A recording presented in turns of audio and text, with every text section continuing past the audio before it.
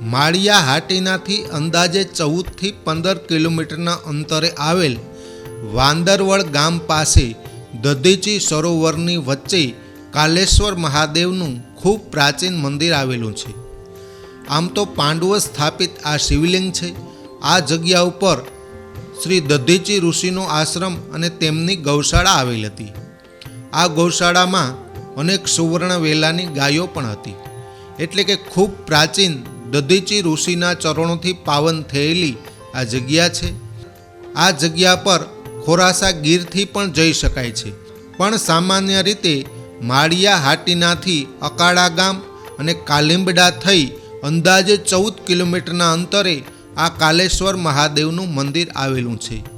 ચોમાસામાં અહીં પાણીથી ડેમ ભરપૂર ભરાયેલો હોવાથી મંદિર પાણીમાં ડૂબેલું હોય છે. બાકીની ઋતુમાં અહીં નૌકા વિહાર દ્વારા પણ જઈ શકાય છે. જોકે સન ઈસવીસન 1998માં તેમની બાજુમાં જ કાલેશ્વર મહાદેવનું નવા મંદિરનું નિર્માણ પણ કરવામાં આવ્યું. ત્યાં દરેક ઋતુમાં જઈ શકાય છે. તો પ્રથમ આપણે પાંડવો સ્થાપિત ખૂબ પ્રાચીન કાલેશ્વર મહાદેવના મંદિર પર જઈ અને તેમની માહિતી મેળવીએ. દધીચી સરોવરની વચ્ચે અમે ઊભેલા છે. હમણાં જોયું સ્ક્રીન ઉપર જે જુઓ છો કે પાંડવો સ્થાપિત કાલેશ્વર મહાદેવનું મંદિર છે અને સરોવરની વચ્ચે આવેલું છે. પરંતુ મંદિરની એક વિશેષતા કે દર વર્ષે પાણીમાં ડૂબી જતું હોવા છતાં પણ આપણે કહે ને કુદરતી કૃપા હોય છે, કુદરતી ચેતના હોય છે, એ આપણે જોઈએ છે. દર વર્ષે આ પાણીમાં ડૂબી જતું હોય છે. મધ્ય ભાગની અંદર આ સરોવરની મધ્ય ભાગની અંદર આ મહાદેવનું મંદિર આવેલું છે. કાળ ભૈરવ દાદા પણ બિરાજમાન છે. અને મંદિરને અનેક મિત્રો આ એપિસોડની અંદર મારે વાત કરવી છે. બાજુમાં પણ નવું સ્થાપિત મંદિર છે, તેની તમામ ઐતિહાસિક વાતો કરવી છે. આ વચ્ચે આવેલા છે સરોવરની માલદેવભાઈ છે, રાજાભાઈ પીઠિયા છે, નજીક રહેતા હોય ને ગામના, એને અનુભૂતિ થતી હોય. એ પ્રાચીન ભોયરાઓ અનેક ચેતના અનેક પરચા 21મી સદી છે, પરચામાં ન માને પણ અહીં જે રહેતા હોય ને સ્થાનિક એમને ખ્યાલ હોય. ધજા ચડાવવા આવતા અવારનવાર. શું અહીંની કેટલી કૃપા. આ જે વિસ્તાર છે દધીચી રુચિ, અહીંયા એની તપોભૂમિ છે અને પાંડવોના વખતની આ જગ્યા પ્રસ્થાપિત કરેલી છે એવું લોકો અમારા પૂર્વજો કહે છે કે પાંડવોના વખતથી આ જગ્યાની અહીંયા સ્થાપના થયેલી છે અને આ જગ્યા અલૌકિક ભૂમિ છે.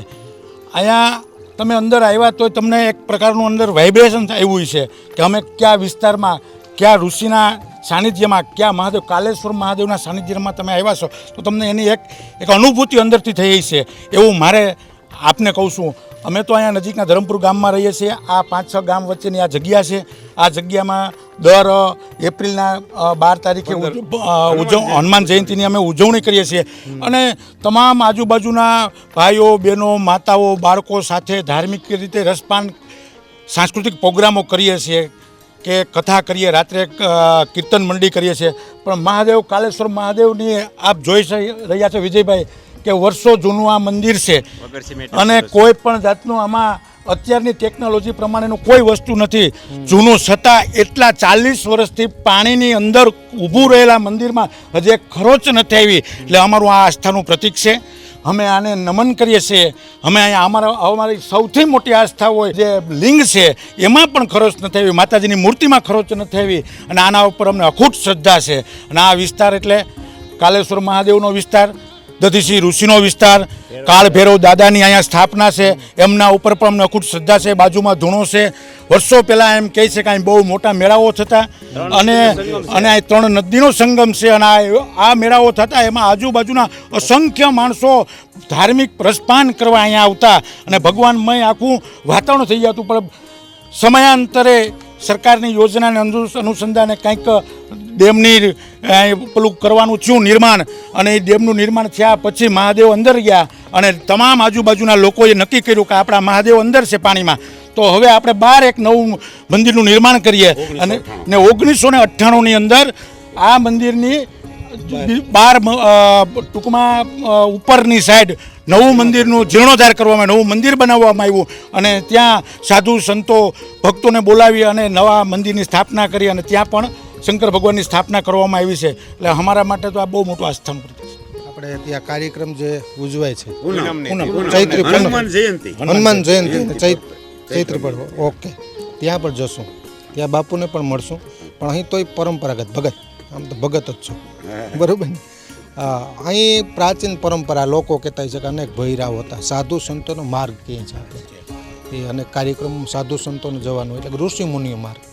તો એ કંઈ અનુભૂતિ જ્યાં વ્રજનું જે તે વખતે વ્રજનું દાન થયું અને જે વ્રજમી નદી એના ઉપરથી વ્રજમી નદી, એ નદીનું ઉદ્ભવ સ્થાન જ અહીંથી થયું કે જે મને સાંભળે છે કે જે પાણી જે ઉપર મારા માથા સુધી ઉપર જે પાણી અંદરથી બખોલામાંથી જે સિપ્પરની જે પાટું હતી એમાંથી નીકળતું.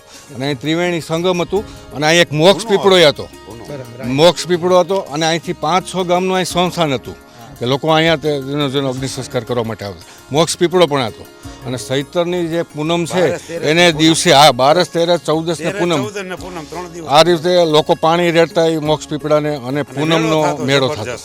આ રીતે અત્યારે પણ કાર્યક્રમ તો ઉજવાય જ છે. નવા મંદિર અને આ એક ધૂણાની વાત બાકી છે આપણે. અહીં અનેક સંતોની સમાધિઓ પણ આવેલી છે. તો સુખનાથ બાપુ સ્થાપિત ખૂબ પ્રાચીન ધૂણો પાણીમાં હોવા છતાં પણ આજે તેમની રાખ જોઈએ તો ગરમ જ હોય છે. આ જગ્યા આજુબાજુના તમામ ગામોના લોકોનું મુખ્ય આસ્થાનું કેન્દ્ર રહ્યું છે. અનેક લોકો અહીંની માનતા માને છે તો અનેક લોકો અહીં મહાદેવને ધજા ચડાવી અનેક ધન્યતા અનુભવે છે.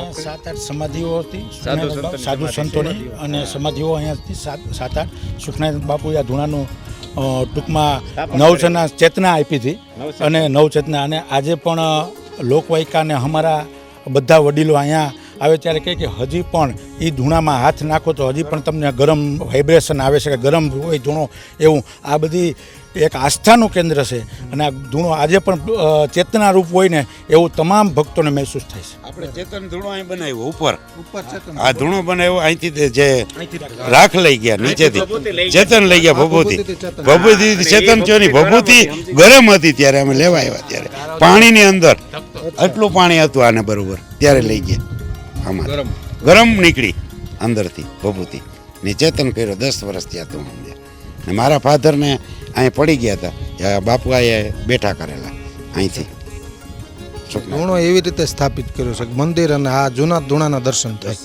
એવી રીતે સ્થાપિત કર્યો ને. વાથી જયારે પૂજા કરે ને પેલી પૂજા કરે ને વાથી ધૂપ લે નવા મંદિરેથી એટલે પેલા આરતી આ મંદિરની ધૂપ ત્યાંથી દેખાય છે બરોબર. પેલા અહીંયા ધૂપ કરી અને પછી જ આરતી થાય છે. હા એ જે ઓલા એક સાધુ હતા ને એને જે એવું એમ થયું કે ધૂણો અહીં તમે 3 ફૂટ ઊંચાઈ તમે ઓટો કરો તો આ મંદિર દેખાય તો જ તમારો ધૂણો રહે. પછી અમારે ત્યાં ધૂણાની સ્થાપના એની લેવલ ઉપર કરવી પડી. આજની તારીખે હાઈટ ઉપર કરી છે. બંનેના દર્શન થયા. અને આ સિમેન્ટ વિનાનું છે. આમાં ક્યાંય સિમેન્ટ 100 ગ્રામે સિમેન્ટ નથી, એ પણ પથ્થર ઉપર ઉભેલું છે. અને આ પાછળ સામે જો ડુંગરો દેખાય છે એનો જ પથ્થર છે અહીંયા. બહુ આદિકાળ છે. ઉપર સાધુ ઉપર તપ કરતા હોય, અંદર ઉપર હું આગળ ચડવાનું છું. ઉપર 6 જણા અંદર બેસી શકે એવી જગ્યા છે અંદર. હા હા.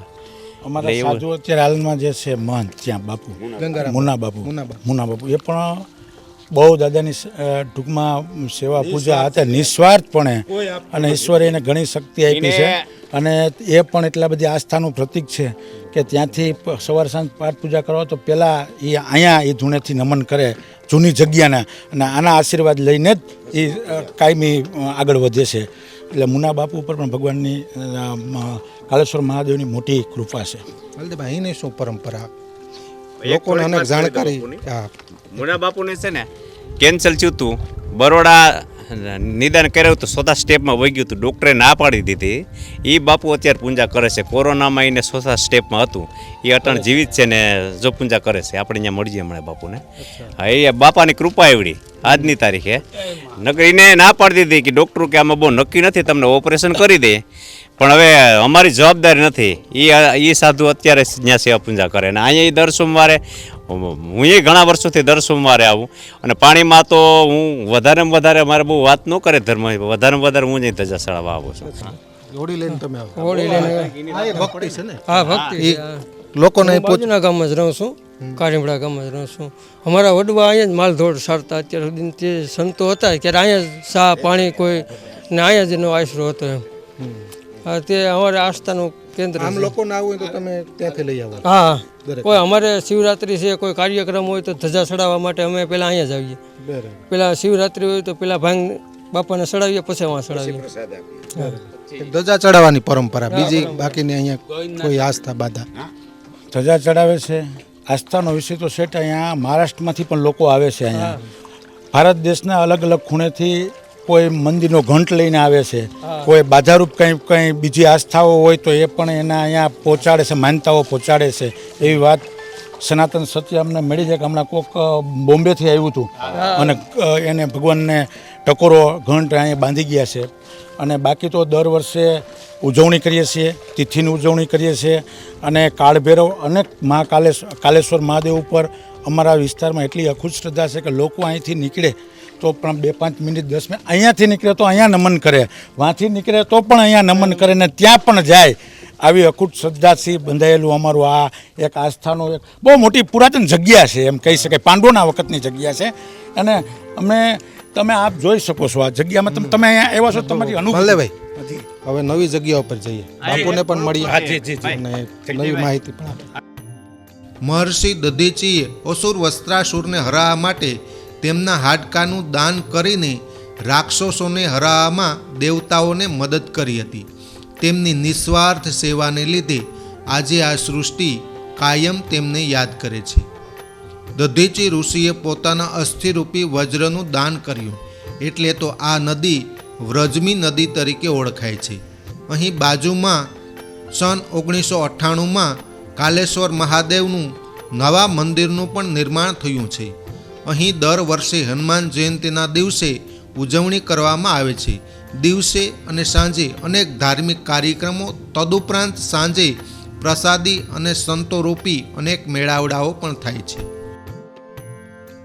આ કાલેશ્વર મહાદેવના મંદિરમાં જૂનું જે સ્થાપિત મંદિર છે ત્યાં પણ આપણે ગયેલા. પાંડવો સ્થાપિત મંદિર કહેવાય છે. ત્યાંનો એ ધૂણો, ત્યાંની પરંપરાની આપણે વાત કરી, પરંતુ નવું સ્થાપિત મંદિર આ રોડ ઉપર છે. અને હનુમાન જયંતિના દિવસે મિત્રો અહીં ઉજવવામાં આવે છે. અનેક ભાવિક ભક્તો અન્નક્ષેત્ર ભોજન પ્રસાદીનો લાભ લઈ અનેક ધન્યતા અનુભવતા હોય છે. બાલકનાથ બાપુ મારી સાથે છે, કથા સાથે જોડાયેલા છે. રામકથા હોય એવી અનેક કથાઓ કરે છે, ખૂબ આનંદ થાય છે. અને ભોલેનાથનું સાનિધ્ય છે. નમો વાય ભૂતાય સાનમ ભયાનમ જટામાહી ગંગા જલદ્દે બ્રહ્માનમ ત્રયમ નેત્ર જાલા જલમ ચોનુપાલમ વિષમ કંઠમ માલા જુલેરુંડ માલમ મીટે સંકટમ વાટ ઘાટમ વિગટમ રટે નામ ટકોટી કાટે કસે. આ અમારો આનંદ થયો. તમારી પાસે ઘણું બોલાવવું છે, આ તો મારો નિજાન છે. પણ બાપુ સહજ ભાવે વાતની શરૂઆત કરીએ. તમામ ઐતિહાસિક માહિતી, કોઈ પાબંદી નથી, પણ આ જે ભૂમિ છે, ભૂમિની ઉર્જા છે, એ તો જગ્યા ઉપર જાય ને આપોઆપ વર્ણન થઈ જતું. ના ના બરાબર. થોડીક ઐતિહાસિક માહિતીથી રજૂઆત કરો. શ્રી ગુરુ ચરણ સરોજ રજ નિજ મન મુકુર સુધાર. કોઈ સંતના ચરણની રજ જો મસ્તક ઉપર આવી તો મનના દ્વાર ખોલી દે. પણ એવા સંત ચરણની રજ આ ભૂમિ છે. આ ભૂમિ સંતોના ચરણના રજથી પાવન થઈ છે. બાપ તપસ્વી મહાન સંતો આ ભૂમિ ઉપર થયા છે. એવા દધીસી ઋષિનો ઇતિહાસ આપણે કહીએ તો દધીસી મહારાજનો આશ્રમ હતો. અને દધીસી ઋષિ જે સમયે આશ્રમ હતો એ સમયે વત્રાસુર નામનો રાક્ષસ જે દેવતાઓને ત્રાહિમામ પુકારવા લાગ્યા કે હવે જાય તો કોને ચરણે જાય. તે બ્રહ્મા પાસે ગયા. બ્રહ્મા પાસે નિવેદન કર્યું કે બ્રહ્મદેવ આનું મૃત્યુ કેમ થાય. બ્રહ્માએ રજૂઆત કરી કે તમે એક કામ કરો, કોઈ પણ વ્રજ હોય જેના લોખંડના હાડકા હોય અને એના વ્રજથી એનો નાશ થાય, બાકી ન થાય, તો એવા કોઈ ઋષિ છે કે અમને બતાવો તો અમે ત્યાં જઈએ. અને બ્રહ્માના મુખમાંથી શબ્દો નીકળી ગયા, પ્રભા ક્ષેત્રે તમે જાઓ અને ત્યાં આશ્રમ છે દધીસીનો, એનો વ્રજના હાડકા છે અને એ જો શુદ્ધ થાય તો જ એ કાર્ય કરે. તમામ દેવતાઓ અહીં દધીસી આશ્રમ અહીં પહોંચ્યા. અને જ્યાં દધીસી આશ્રમ દેવતાઓ પધાર્યા એટલે દધીસી ઋષિ એનું સ્વાગત કર્યું. પધારો દેવતાઓ, તમે મારે દ્વારે પરોપકાર. અમે પરોપકાર રાષ્ટ્રનું કલ્યાણ કરવા માટે આવ્યા છીએ. જો તમારું એક વસ્તુ અમને મળી જાય, તમારું વ્રજ અમને મળી જાય તો અમારું કામ થાય. એટલે સતી તો બાજુમાં હતા, એ હાંભળા નહોતા. એટલે દધીસીએ સતીને કીધું, સતી તમે જલ ભર કે આવો, તમે પાણી ભરી આવો. એટલે જો સતી હાજર હોય તો વ્રજ આપી ન શકે. અને સતી જો હાજર હોય તો એનો દેવતાઓને શ્રાપ આપે એટલે સતી જલ ભરવા માટે ગયા. હવે જલ ભરવા માટે તે ગયા એટલે પોતે પોતાનું વ્રજ એ કે હવે તમે સમાજ જગત કલ્યાણ માટે અમે ઋષિઓ સંતો સાધુ બધા આ જગત કલ્યાણ જગતના સારા માટે જ અમે જન્મ લીધો છે.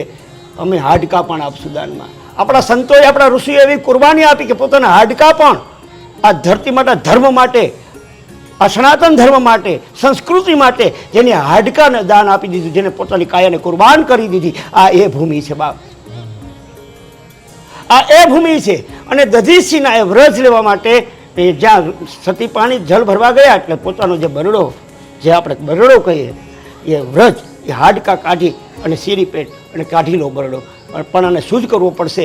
એના માટે તમારે ગંગાજી પણ ઉત્પન્ન કરવા પડશે, યાદ રાખજો, તો જ કાર્ય કરશે. અને પછી શિવનો અભિષેક કરવો પડશે. એટલા માટે દધીસિંહે પોતાનું વ્રજ આપ્યા ને એ તો દેવતાઓ તો વ્રજ લઈને ગંગાજી કે ક્યાં આપણે ઉત્પન્ન કરશું. એટલે પ્રભા ક્ષેત્રે આદરી મુકામે, જેને આપણે આદરી મઠ કહીએ છીએ, ત્યાં ગુપ્ત ગંગાજી પ્રગટ કર્યા, આદરી મઠ.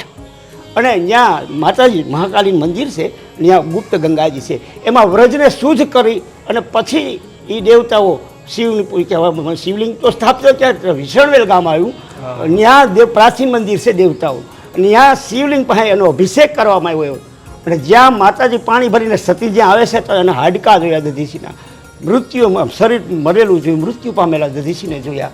અને સતીની આંખમાંથી પાણી નીકળી ગયા કે આ કોણે આવી ઘાત કરી? દેવતાઓ, હું તમને શ્રાપ આપું છું કે તમે વાંજ્યા હો, તમે મને હેરાન પરેશાન કરી છે, પણ મારા પેટમાં બાળક છે, મારે સતી થવું તો કેમ થવું? મારા પેટમાં બાળક છે. પછી પોતે કટારી લઈ પોતાનું પેટ સીરી એ બાળકને ત્યાંથી પેટમાંથી કાઢી અને પીપળાની છે ત્યાં મૂકીને, પીપળો હતો પીપળાની છે બાળકને ત્યાં મૂકી દીધું. અને પછી સતી દધીસિંહની જે લાશ હતી એ ખોડામાં લઈ અને પોતે સતી બની ગયા અને અગ્નિ સંસ્કાર આપ્યો. અને વ્રજ નામ પડ્યું કે વ્રજ લઈને ગયા. પછી જે નદી ઉત્પન્ન થઈ અને પાણી ઉત્પન્ન થયું એનું નામ વ્રજમી પાડવામાં આવ્યું. આ નદીની ધારા છે એટલે વ્રજ આપ્યો તો વ્રજમી નામ આપણે આ નદીનું વ્રજમી એવું નામ પાડ્યું છે.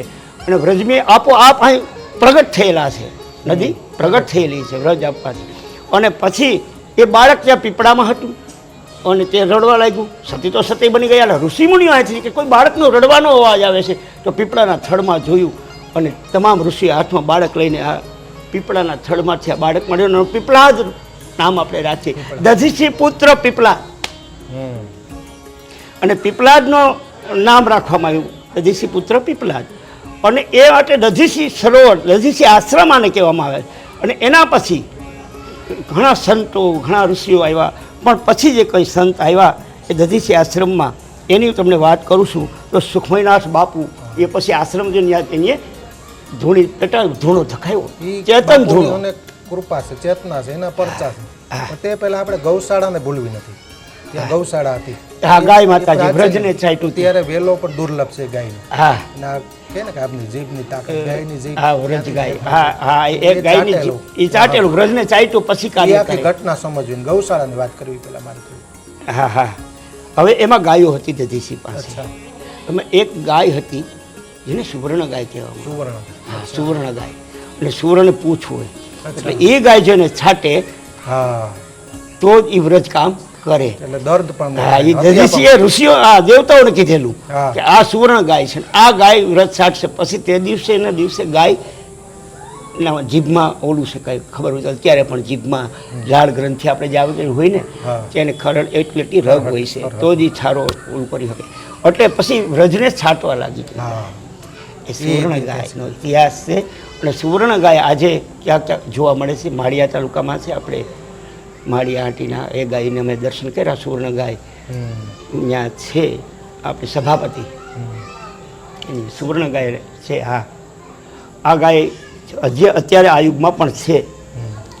અને એક કામધેનુ એટલે ગાયું તો ગૌશાળા તો હતી જ, ગાયું તો રાખતા, પણ સુવર્ણ ગાય એક એની પાસે હતી, એનું નામ સુવર્ણ ગાય હતું.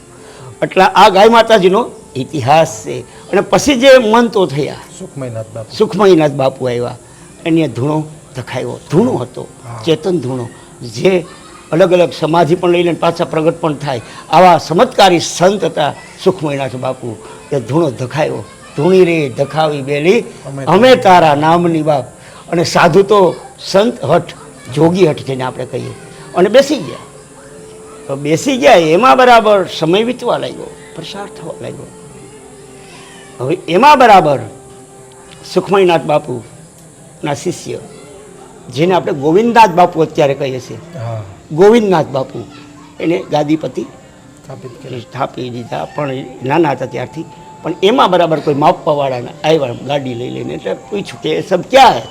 તો કે એ તો અહીં સરોવર બનાના, ડેમ બનાના, કે તમારા આ દધીસી નામ અમે અમર રાખશું. અને દધીસી સરોવર નામ અત્યારે પણ આપણા બોલાય છે, એ દધીસી સરોવર, એ નામ અમે રાખશું. બાપુ તમે કૃપા કરો. પણ બાપુની જોગિયત, મેં નહીં ચાલુંગા, કરના હો કર લો. અને ધૂણો ધખાવીને બાપુ તો બેસી ગયા. પણ સંતોને મનાવ્યા સરકારે, આપણે ભારત ગવર્મેન્ટ સરકાર, કે ભાઈ બાપુને હટાવો, જોગિયત કરીને બેસી ગયા. તમે બધા સંતો જાઓ અને વિનંતી કરો કે કોઈ કિનારા પર, ને આ જે મંદિર છે એનું પણ અમે જે કંઈ ફંડ હશે એ મંદિર નવા નિર્માણ માટે અમે આપશું. એક મંદિરનો ફંડ એ સમયમાં એ સરકારે આમાં આપેલો. પછી ગોવિંદનાથ બાપુ એ મહંત હતા અને આ જગ્યાનું નિર્માણ થયું. અને પછી તો શિષ્યો હતા 4 ગોવિંદનાથ બાપુના. એમાં એક હતા આપણે મહેશનાથ બાપુ, ગણેશનાથ બાપુ, અને બીજા શિષ્યનું નામ હતું પ્રકાશનાથ બાપુ. હા, પ્રકાશનાથ બાપુ. અને એક હતા નાગનાથ બાપુ. બરાબર, આ 4 શિષ્યો હતા.